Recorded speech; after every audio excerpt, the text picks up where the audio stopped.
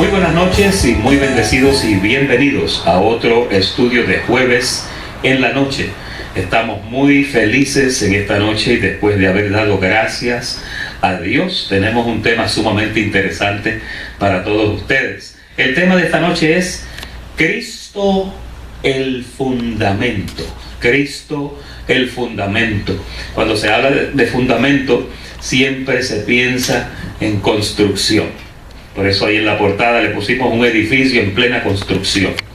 Ustedes saben que todas las construcciones y todas las edificaciones que se conocen, todas sin excepción, comienzan con un fundamento.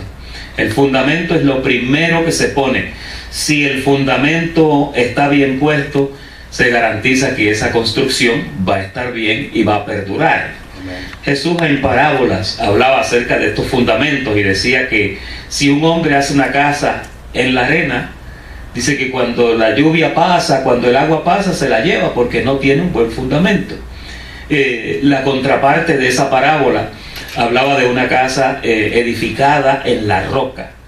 Y la casa que está edificada en la roca, pues es una casa que dice que el viento, la marea dio contra aquella casa, pero la casa no cayó porque estaba fundada en la roca. Un fundamento es extremadamente importante. Obviamente cuando Jesús habló de esto, Él no estaba hablando de una construcción literal, sino que Él estaba hablando de una construcción espiritual. Y hoy vamos a tocar varios pasajes donde ese es el caso. Hay personas que sencillamente cuando ven ciertas palabras en la Biblia, toman su valor literalmente.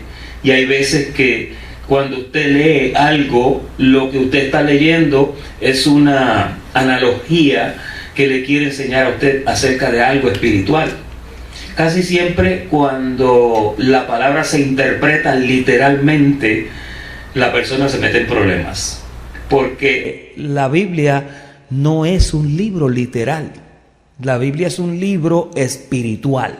Es un libro de educación espiritual, de enseñanza espiritual.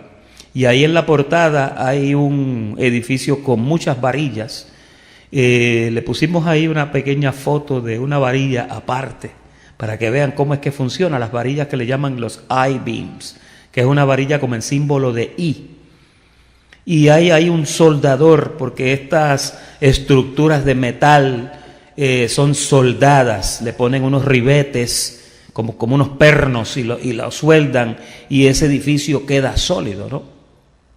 En el aspecto de la doctrina, cuando la doctrina es hecha de esta forma, cuando la doctrina es manejada de esta forma, usted va a encontrar que la doctrina viene a ser firme, viene a ser sana. Es una doctrina donde usted se siente tranquilo. Hay veces que si usted está en una casa que usted no sabe cómo la construyeron, usted dirá, ¿qué será lo que hay aquí?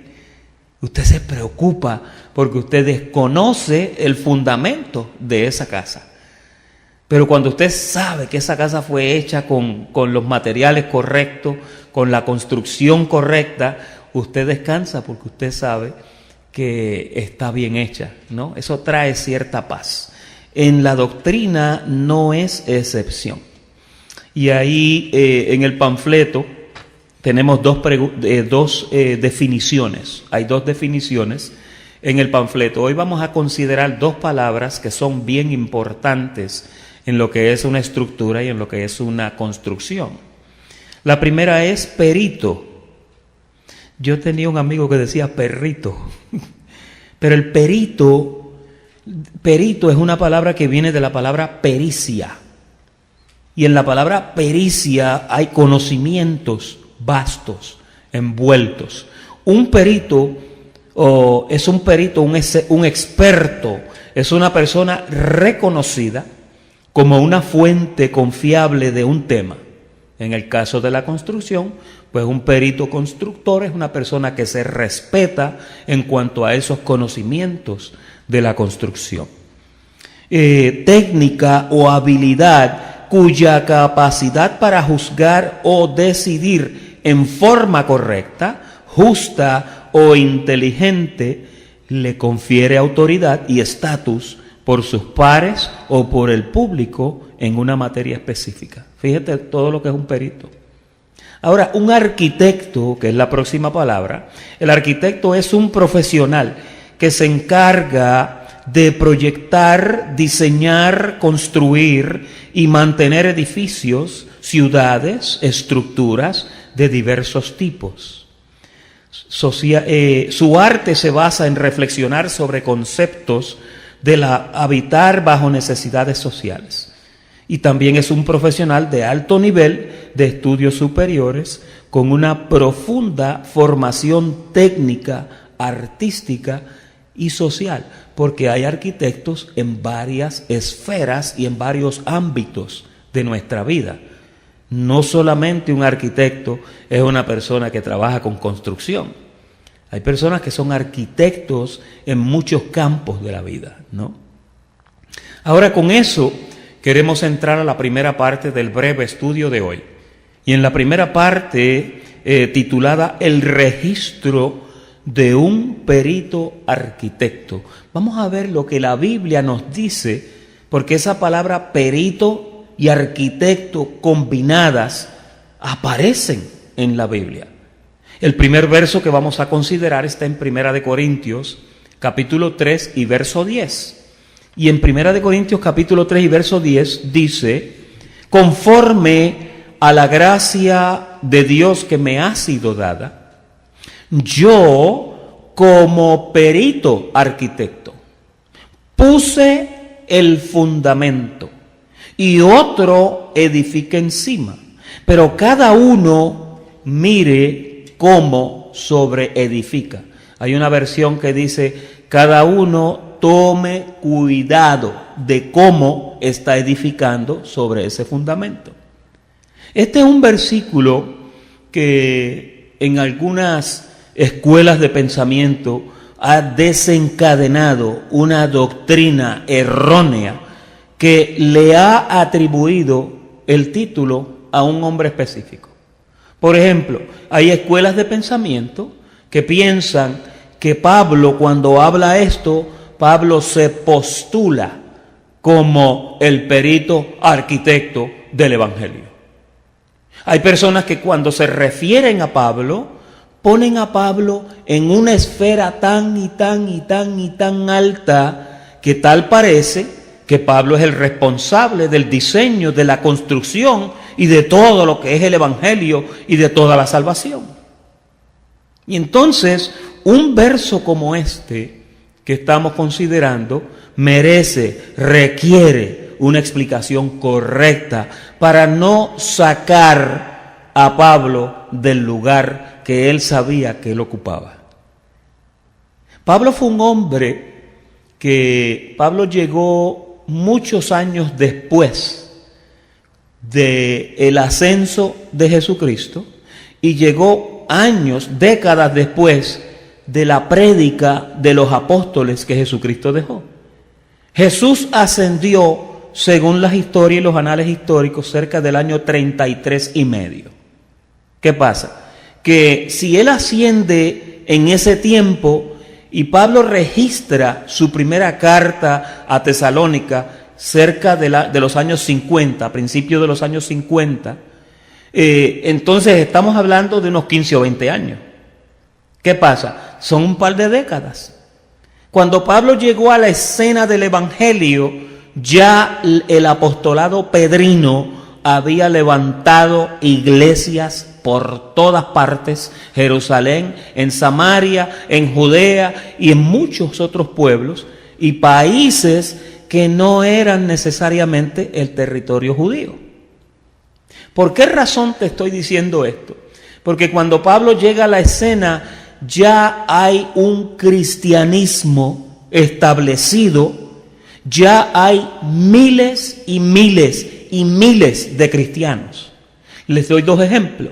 El primer mensaje de Pedro en Pentecostés dice que 3,000 almas vinieron al conocimiento del Evangelio de Jesucristo. 3,000. En el segundo mensaje aparecieron 5,000 más. En 2 mensajes del apostolado pedrino se unieron 8,000 personas a la iglesia de Jesucristo, más los muchos que ya habían sido educados por Pedro o por los apóstoles de la circuncisión. Cuando tú entiendes esto, tienes que tener claro en tu mente que el evangelio que Pedro predicó era el evangelio que Jesucristo le dio para predicar. Jesús le dio una misión a Pedro. Jesús le dio una comisión personal a Pedro y le dijo: tú vas a ser el hombre que va a comenzar con la prédica de este evangelio. Y obviamente los discípulos que andaban con él también predicaron el evangelio, que en las epístolas que ellos escribieron, en los libros sinópticos de Mateo, Marcos, Lucas y Juan, y en el libro cronológico de Lucas, de los Hechos, tú encuentras todas las evidencias. Habían apóstoles, Juan, Bernabé, Tomás, había muchos que predicaban ese evangelio. Ahora Pablo en este versículo dice que él puso el fundamento. Entonces, acabamos de decir que el fundamento es la primera etapa de una construcción, ¿no? Decir que Pablo pone el fundamento es decir entonces que no había nadie. Pero ese no es el caso. Antes de Pablo, ya como dijimos, había un evangelio que estaba corriendo rampante por todas partes. Fíjate, la Biblia dice que el evangelio que Pedro predicaba tenía tanto poder, que dice que cuando él pasaba, sacaban los enfermos y los ponían en la orilla de la calle para que, aunque fuera la sombra de Pedro, los tocara para que se sanaran. O sea, Pedro fue comisionado con un poder en el evangelio, que el Pedro levantaba muertos, igualito que Jesús. Jesús había dicho: ustedes harán cosas mayores que las que yo hago. Pedro ministraba, Pedro discernía, Pedro profetizaba, era un apóstol lleno del poder de Dios. Ahora, yo quiero que tú mantengas esto en enfoque, porque cuando Pablo llega y comienza a enseñar, Pablo está enseñando, pero Pablo no está llegando a fundamentos ajenos. ¿Cuál era un fundamento ajeno al de Pablo? Ustedes se acuerdan que una vez Pablo dijo: tuve cuidado para no edificar sobre un fundamento ajeno. Los fundamentos que ya estaban establecidos, ministerialmente hablando, no estamos hablando del fundamento que es Cristo. Ministerialmente, los fundamentos que ya estaban establecidos eran los fundamentos pedrinos, ¿sí o no? Entonces, ¿qué pasa? Que Pablo, cuando dice: yo puse el fundamento como un perito arquitecto, yo estuve buscando varias Biblias a ver qué decían las otras Biblias. Me fui, consulté la Biblia King James, la del rey español, el rey inglés, que él mandó a escribir una Biblia muy bonita. Él pidió que se diseñara muy bien. ¿Qué pasa? Cuando tú lo lees en la Biblia King James, tú lees que lo que Pablo está explicando es un ejemplo de cómo funciona una construcción. Entonces Pablo, para traer la enseñanza de que Cristo es el fundamento, Pablo da un ejemplo de la construcción, y es como él diciendo: si por ejemplo yo fuera el perito arquitecto de una construcción, pues yo soy el que estoy a cargo de venir y poner un fundamento. Cuando las personas que vienen a construir después vienen, ellos tienen que tener cuidado de seguir el plano de ese arquitecto para edificar y para sobreedificar correctamente sobre ese fundamento. Esa es la única enseñanza que hay ahí. Pablo no está reclamando que el único evangelio que se predica es el de él. Y hay dos versos que yo quisiera que tú apuntaras en tus notas. El primero, lo puedes poner en la pizarra, está en Romanos capítulo 2, versículo 13. Creo que es el 13. Romanos 2:13.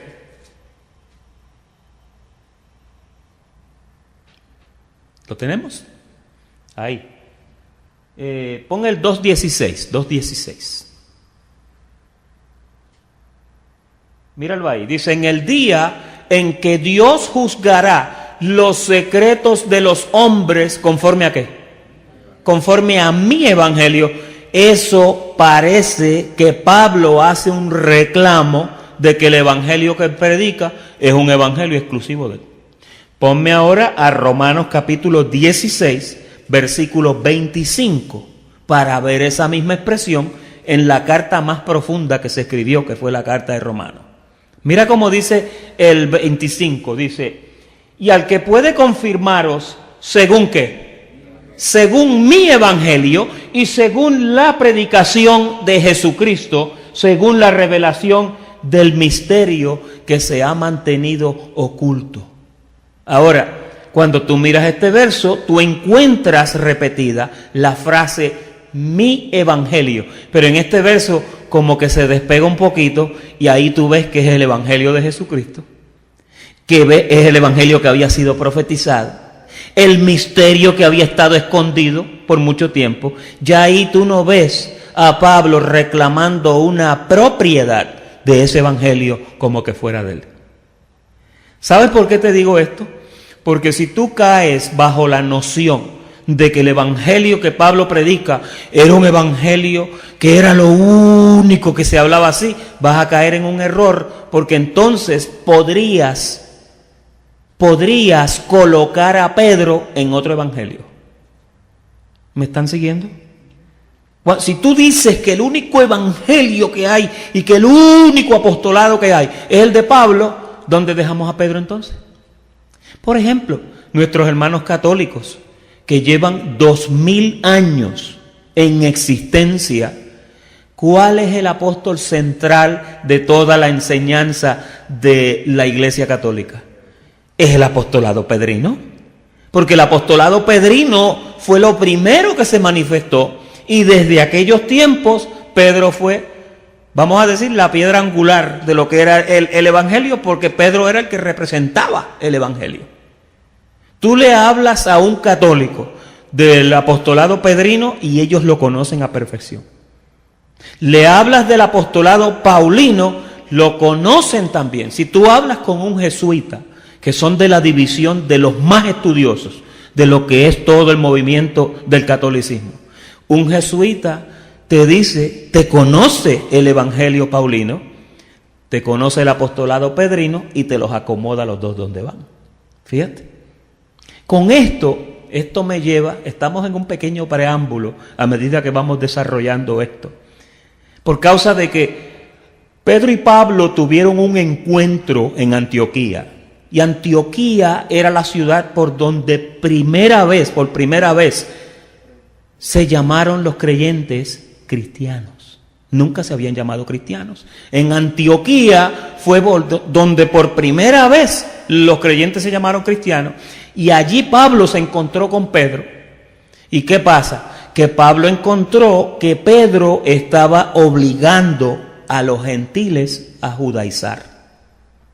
Porque Pedro era judío. Dije Pablo, es Pedro. Pedro era judío. Entonces Pedro enseñaba el evangelio de Jesucristo. Él no estaba predicando el evangelio de Jesucristo mal. Él sencillamente, porque era judío, también le estaba incluyendo las costumbres judías. Tú y yo somos judíos de nacimiento. Si tú y yo guardamos un sábado, si tú y yo comemos la carne tal, o comemos así o así, o nos lavamos las manos, o adoramos en el templo un sábado, o hacemos esto y lo otro, para nosotros está bien porque esas son nuestras costumbres. Le dijo Pablo a Pedro. Pero a los gentiles tú no los puedes obligar a guardar esas costumbres. Pedro cometió un error, ¿ok? Cometió un error. Yo pienso que este error a él le costó, pero que una vez él se encontró con Pablo y Pablo lo corrigió. Apunta en tus notas también a Hechos capítulo 20, porque en Hechos capítulo 20 hubo un consejo en Jerusalén donde todos los apóstoles de la circuncisión, ellos parece que hacían una reunión de pastores anual y se encontraron en Jerusalén y en esa ocasión Pablo también entró a ver a Santiago, que era Jacobo, y a ver a Pedro. ¿Qué pasa? Que cuando Santiago viene y Pedro hablan con Pablo y le dice, ven acá, a nosotros se nos está diciendo allá afuera, se nos está informando acerca de ti, que tú le estás enseñando a los que están en las iglesias tuyas que no guarden las costumbres. Entonces, ese era el único error que Pedro estaba cometiendo. Él guardaba sus costumbres, pero entonces se las estaba imponiendo a los demás. Pero él fue corregido. Él fue corregido. Hay un teléfono que no está silenciado y yo creo que es el mío. Y entonces, ¿qué pasa? Que Pablo corrige a Pedro.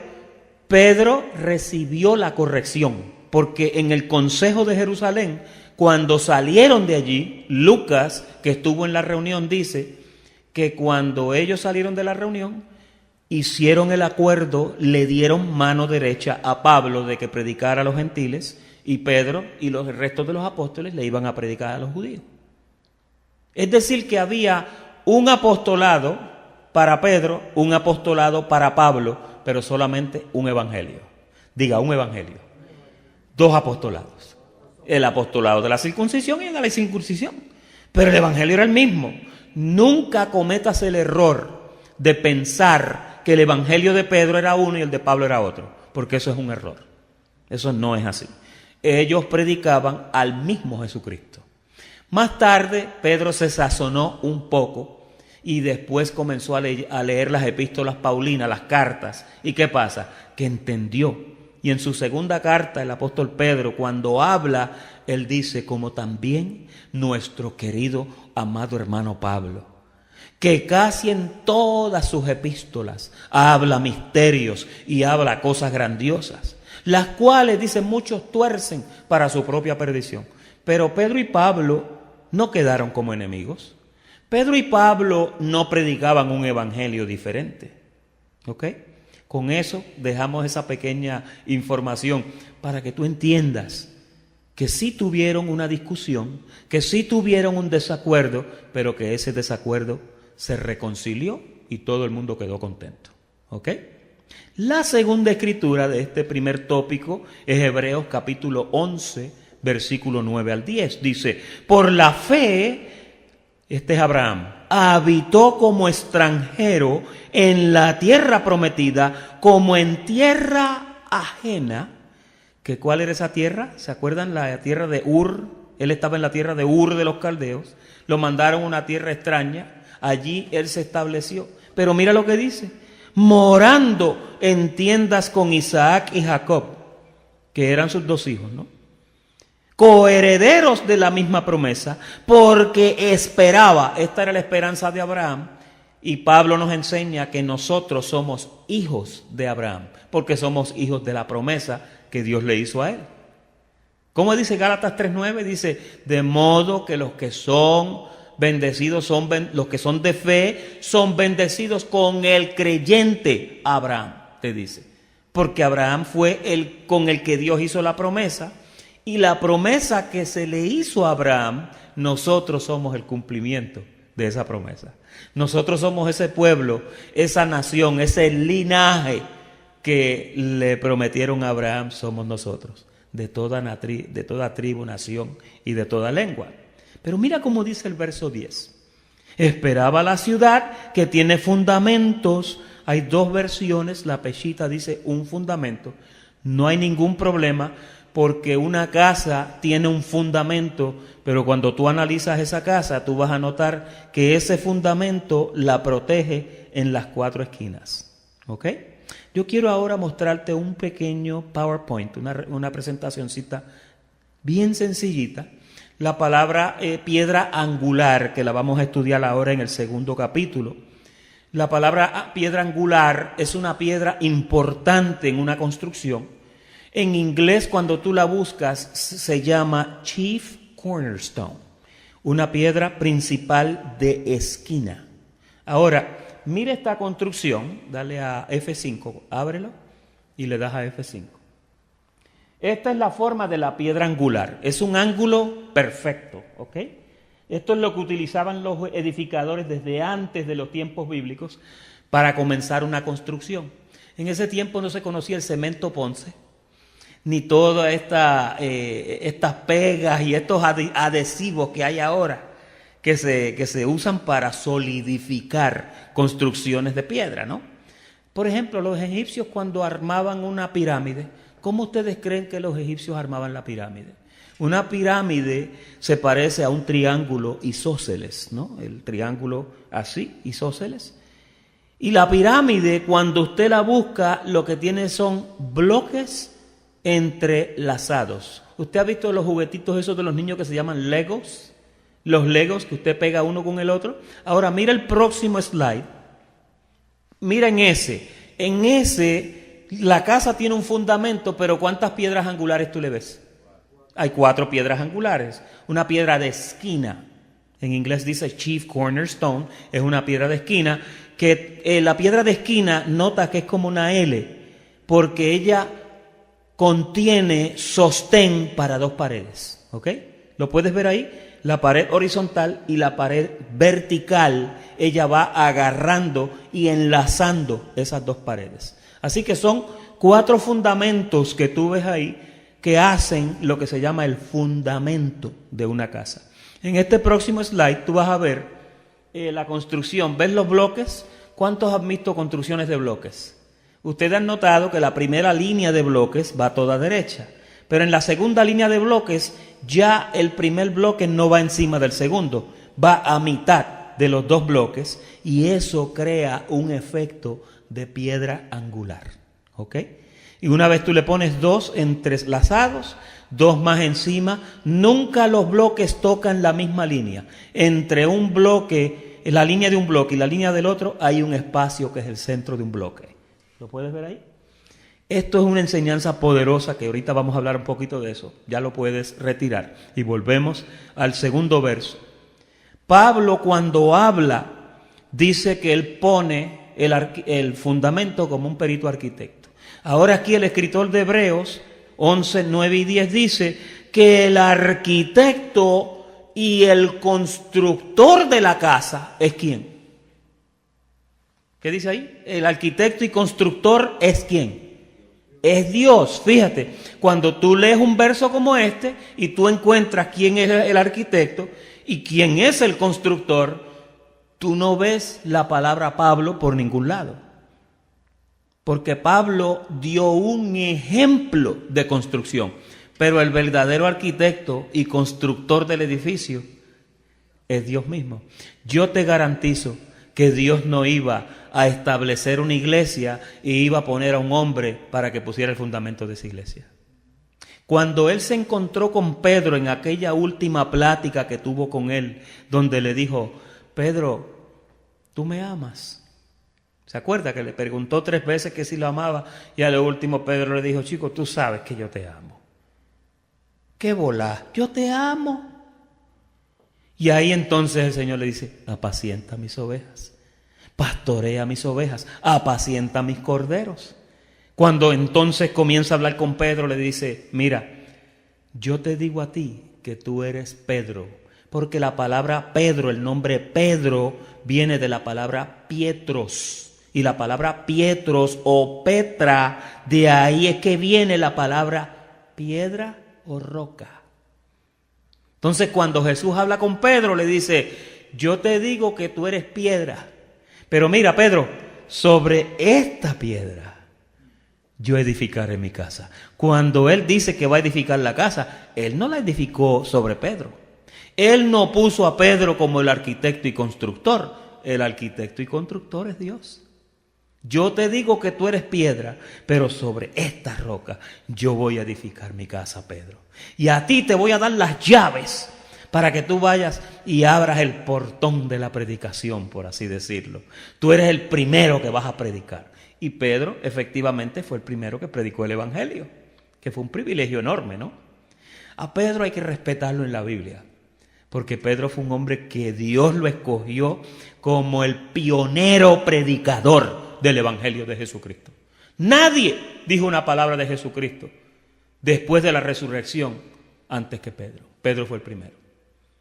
Y la samaritana fue la que predicó, pero Jesús todavía estaba vivo, que predicó en Samaria. Mira el verso Efesios, capítulo 2, versículo 9. Efesios 2, 19.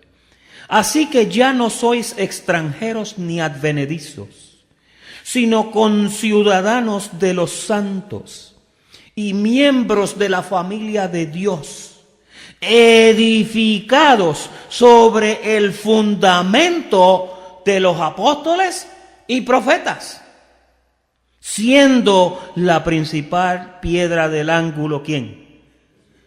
Ahí también hay que tener un cuidado, porque cuando tú lees una escritura nuevo testamentaria como esta, puedes pensar que los apóstoles y los profetas tienen un fundamento. No, cuando Pablo dice esto, Pablo lo que está diciendo es, mira, el fundamento sobre el cual estamos fundados fue el fundamento que dijeron los profetas que venía y el fundamento que predicaron los apóstoles después que Jesucristo se fue, que venía. Ese es el fundamento de los apóstoles y los profetas. Tú y yo estamos predicando el evangelio con el fundamento de los apóstoles y los profetas. Especialmente aquí, que hablamos tanto de escrituras proféticas que hablaron de este evangelio que venía, ¿no? Isaías habló tanto del Mesías. Zacarías habló mucho, Jeremías habló mucho de esto, los salmos de David. Hoy vamos a ver un par de ellos. Entonces dice, siendo la principal piedra del ángulo Jesucristo mismo. Ahora te da más detalle, aquí está la construcción ahora de los bloques intercalados. Dice, en quien todo el edificio. Fíjate que ahora te dice quién es el fundamento, que es Jesucristo mismo, dice.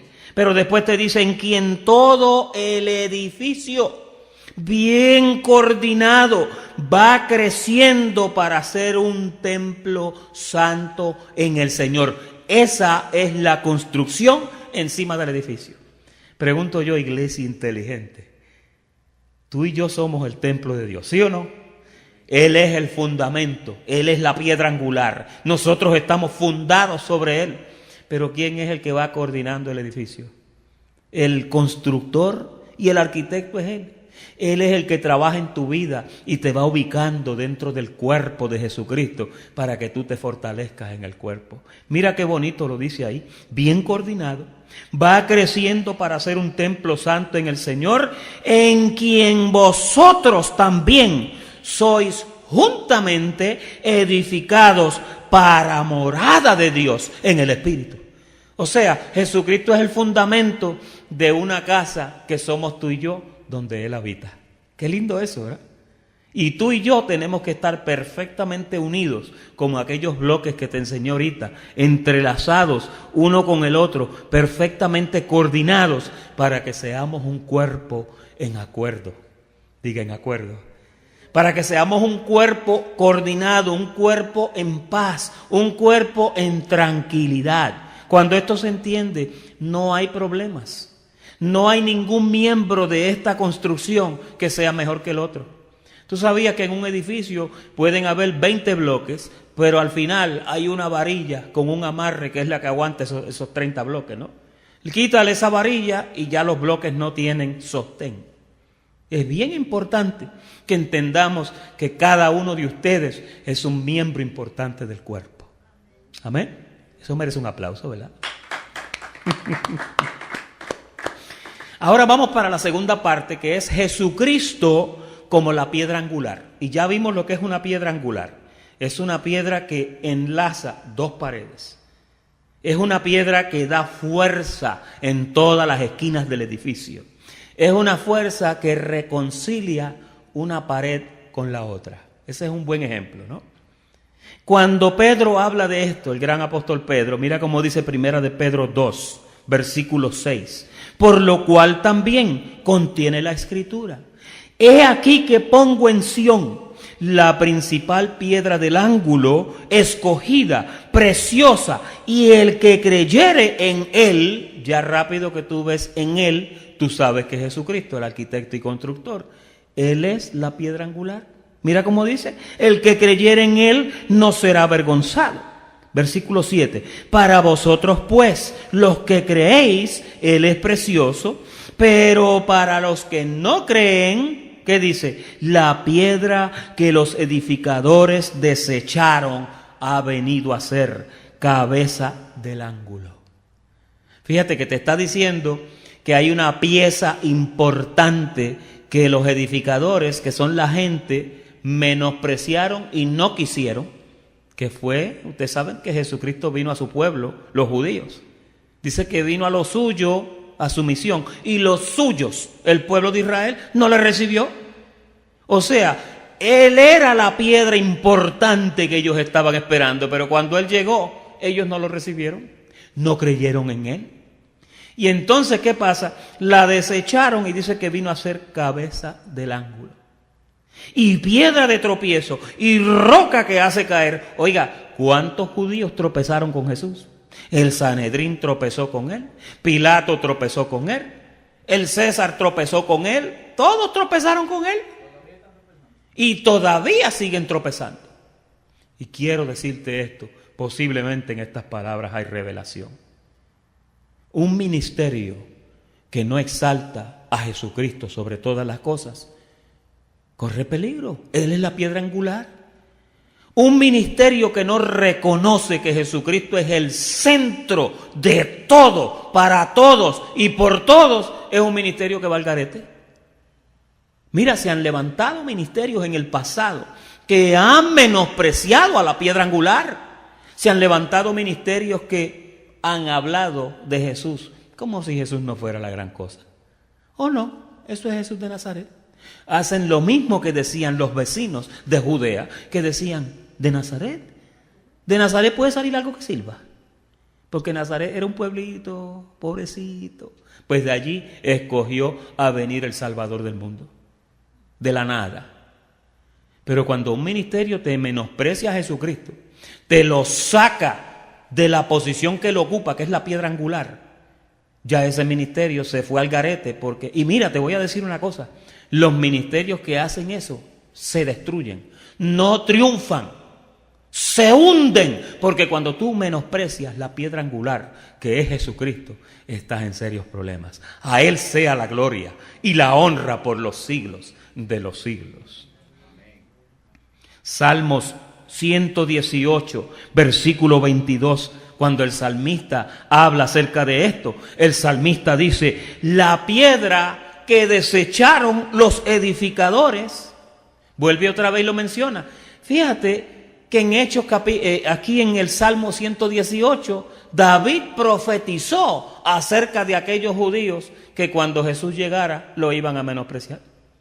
Los judíos sencillamente no pensaron la gran cosa de Él. Los judíos dijeron, Jesús, pues no sé, nosotros estamos esperando un monarca que venga, que nos saque de toda esa depresión romana que tenemos encima. Necesitamos un verdadero libertador que nos dé libertad. Y como Jesús llegó tranquilito, dijeron, este no es. Este no es. El que nosotros estamos esperando es un guerrero que viene con una espada grande a librarnos de todo este mayoral de romanos. Pero Jesucristo vino tranquilito, tranquilito destruyó al diablo, tranquilito encerró el pecado en la carne, tranquilito le quitó el poder a la muerte, tranquilito te sentó en lugares celestiales. Ahora tú estás sentado en lugares celestiales y Él no tuvo que hacer mucho ruido. No tuvo que hacer mucho ruido. En silencio, calladito. Dice la Biblia que como oveja fue llevado al matadero. Dice que enmudeció frente a sus trasquiladores. Mientras le pelaban la lana allí, el hombre tranquilo y callado. Pero se levantó al tercer día. Pagó el bill completo desde Adán hasta la cruz. Y dijo, ahora mis... ¡Qué bien! Y finalmente, en esta segunda parte, Hechos capítulo 4, versículo 11. Y este es Pedro hablando acerca de Jesús. Mira qué lindo como lo dice Pedro. Este Jesús es la piedra reprobada. Reprobado es desechado o rechazado. Este Jesús es la piedra reprobada por vosotros, los edificadores, la cual ha venido a ser cabeza del ángulo. Y en ningún otro hay salvación, porque no hay nombre debajo del cielo dado a los hombres en el cual podamos ser salvos. Qué tremendo Jesucristo. Y mira, esto lo reconoció Pedro. Esto lo reconoció Pedro. Una vez Jesús estaba hablando un poquito fuerte y la gente cuando empezaron a escuchar eso, tú sabes que la gente a veces cuando no escucha lo que quiere oír, se molesta. Hay gente que quieren que tú le prediques un evangelio. Pastor, dígame lo que yo quiero oír. Si no, yo no puedo estar en su iglesia. Se empezaron a ir. Y Pedro le dijo, pastor, maestro, baja el tono, mira, se te están yendo. Usted sabe que hay pastores que predican a Jesucristo por tener mucha gente en la iglesia. Hay otros que predican a Jesucristo por ganancia. Hay otros que lo predican por vanagloria. Otros por contienda. Y dice que hay algunos que lo predican de buena gana, de buen corazón. Ahí estamos metidos nosotros, ¿verdad? Pero esta gente lo menospreciaron. Y Pedro les dice, ustedes lo menospreciaron. Y el que ustedes menospreciaron, ¿usted sabe cuál es el bochorno más grande que van a tener los judíos? ¿Quiere que les diga? Ellos todavía están esperando un Mesías. Usted sabe que Jesús se llevó un cuerpo, que ese cuerpo que se llevó está marcadito. Y él no pudo haber reforzado y borrarle las heridas. Pero mira, cuando venga le van a ver las marquitas. Dice que mirarán al que traspasaron.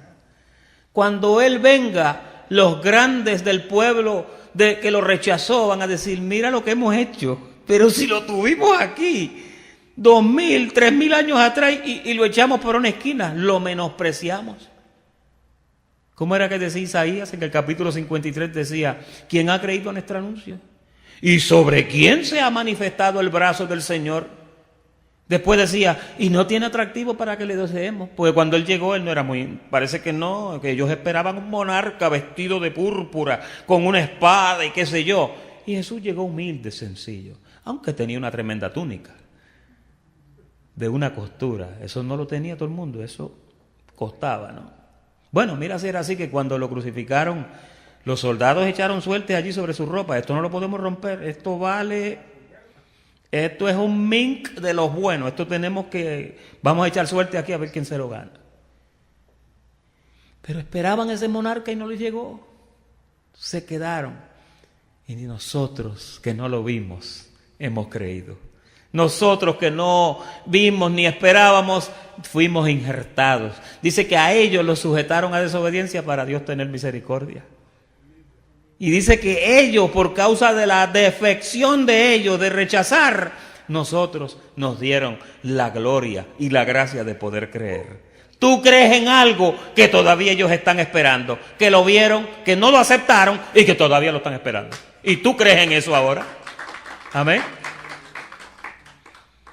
Ahora vamos a ver a Jesucristo como la roca de caída.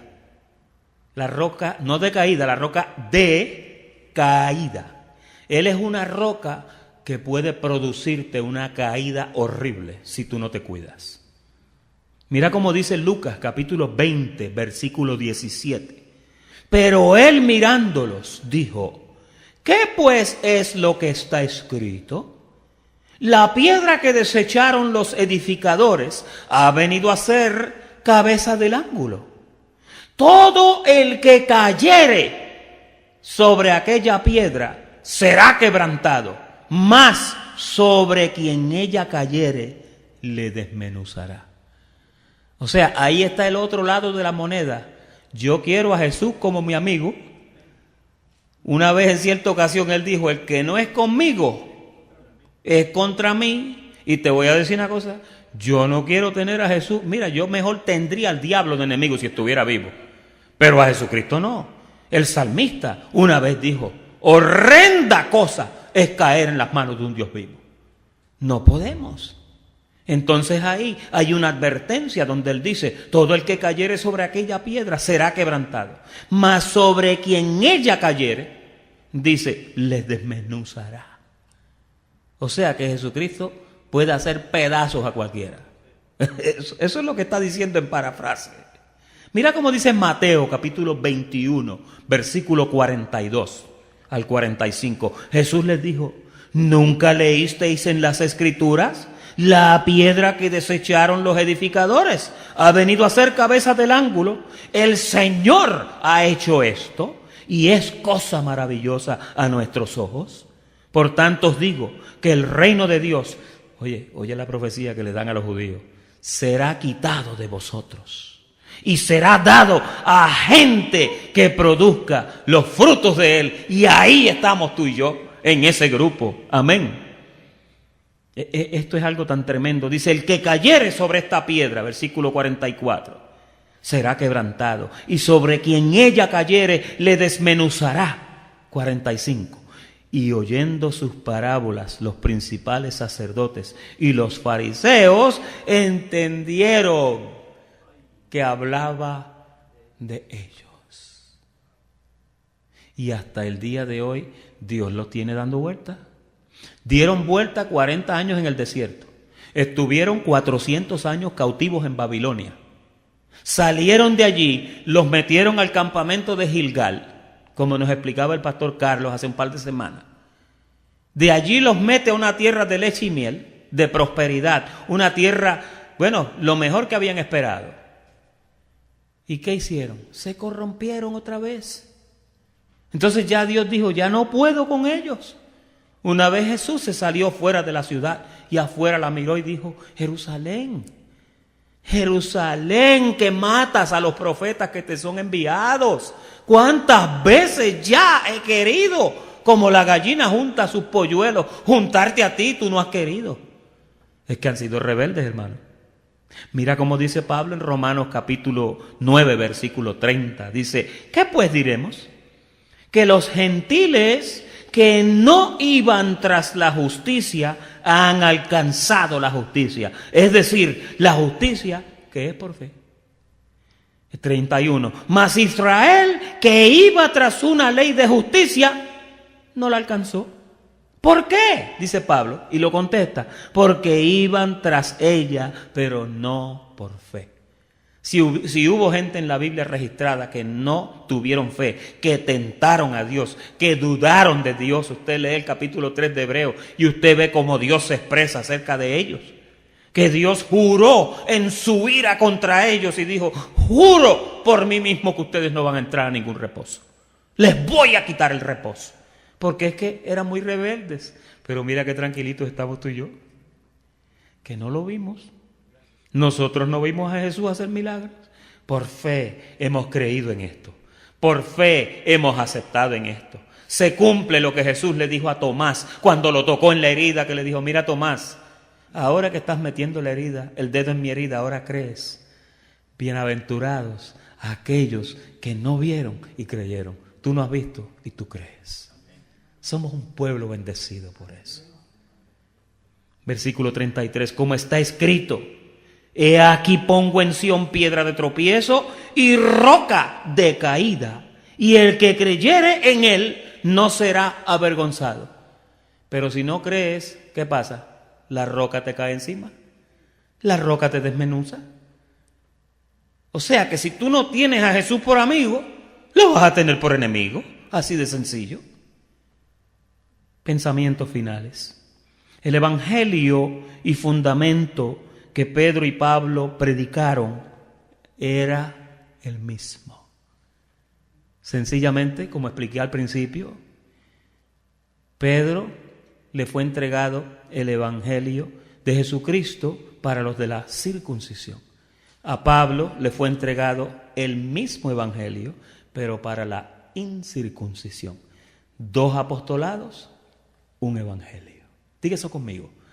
2 apostolados, un evangelio. La predicación de estos apóstoles contenía a Cristo como fundamento. Lo pudimos ver evidenciado. Juan lo evidencia. Santiago lo evidencia. Santiago lo dice tan bonito. Dice, el hombre no puede recibir nada si no le es dado de arriba. Dice, el Padre de las luces, en el cual no hay sombra de variación. Todo don perfecto y toda gracia viene de ese Padre, decía Santiago, su hermano. El arquitecto es el que después de oír la idea que le presenta el cliente, ¿qué hace? Se sienta y en su mente concibe el diseño de cómo va a hacer esa casa. ¿Tú te das cuenta por qué el arquitecto y el perito tiene que ser Jesucristo? Porque el que diseñó esta salvación es Él. El que configuró este plan es Él.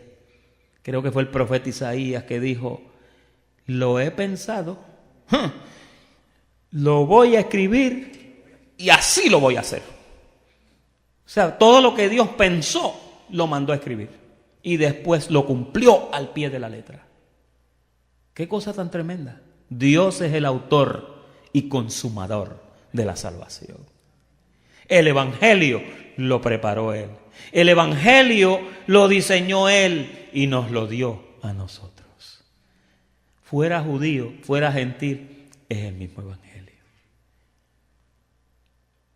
El perito es la persona que observa lo que el arquitecto en su mente concibió y se asegura que la edificación honre ese principio al pie de la letra. ¿Quién es ese pastor? Ese es Jesucristo. Por eso el verso que leímos ahorita en Efesios 2 decía que Él está pendiente para que todo el edificio bien coordinado vaya levantándose y vaya formándose, formando un cuerpo maravilloso. Pero el perito arquitecto que está pendiente de eso es Él. Él es el que edifica su iglesia. Él es el que le da crecimiento a su iglesia. Él es el autor de todo. Él lo comenzó y Él lo termina. Tú y yo somos sus obreros para Él hacer lo que Él tiene que hacer. Cuando tú haces su voluntad, Él dice, este lo puedo utilizar para edificar. Fíjate, todo lo que tú y yo edificamos o sobreedificamos tiene que ir en acuerdo con lo que Él programó. Si no, Dios no puede usarte. Sobreedificar significa edificar sobre algo que ya está puesto. La sobreedificación es después del fundamento. La sobreedificación es sobre y de encima de ese fundamento. Y la sobreedificación honra ese fundamento, se conforma a ese fundamento. Y finalmente, la piedra del ángulo o angular es la piedra de esquina que reconcilia dos paredes. Amén. Ese es el tema en esta noche de Cristo, el fundamento. Espero que con esta enseñanza hayamos entendido esto un poquito más. Los declaro bendecidos. Muy buenas noches.